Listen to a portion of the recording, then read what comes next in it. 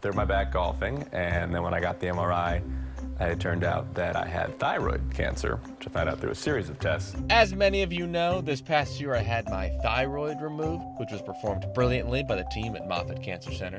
And while I am extremely grateful to the doctors and nurses, especially for this free complimentary chest shave, I also want to thank a man who brought ease to my experience with a different skill set.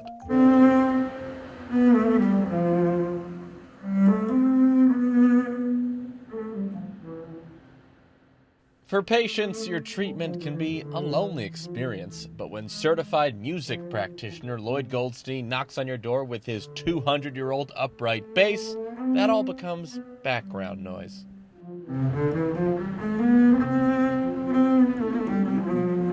It's really simple. I show up and play music for patients at the bedside and all over the hospital. That's my job. I might go into a room and I might say, "Hey, I'm Lloyd. I work for the Arts and Medicine program. I play the upright bass. Would you be interested in hearing a tune?"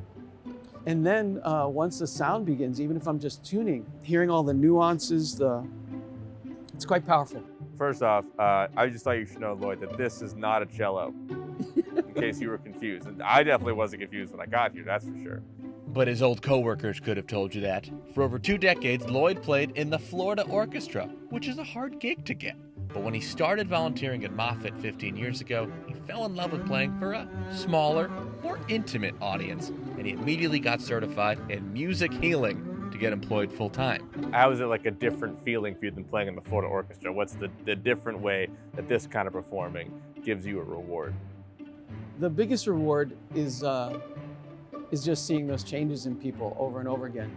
So to me, that's a miracle, to take someone out of one of the most challenging, worrisome moments of their life and then let them have a respite from that for a few moments. Incredible.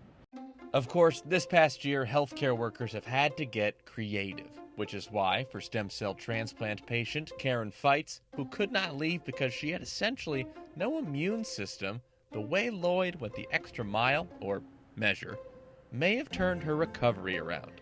I didn't have anybody staying with me, so she sent him down, and he'd never played Happy Birthday before, but he practiced. And when he did, he came down and played Happy Birthday for me, and then I asked him if he could play anything else. I think he stayed for a whole half hour. But you have no idea what it's like to be there 25 days in a room all by yourself with no contact with family. And so when he came in, it just kind of rejuvenated something in me, saying, yes, I can do this. Just give me that extra boost that I needed to keep getting better. Put a smile back on my face. That's it. That's amazing. Thank you so much for sharing that with me. And that little change in energy, that little boost. I had one man come up to me a relatively young man, years ago. I was wheeling my bass into a unit, and I remember him yelling to me, literally kind of calling to me in a loud voice. "When I heard you playing, it was the first time I thought, I can do this." Now, I'm not going to say the next word he said, but it was really just... It was expressive. Very expressive, down to earth, but that gave me hope. So whether as a reminder that life is still worth fighting for, or that art and music are the most underrated catalysts for healing, let's not allow cancer or COVID to make us forget how impactful one interaction can be. I'm convinced, I've been convinced for a very long time, that every single thing that we do matters. That every interaction we have, every decision we make matters.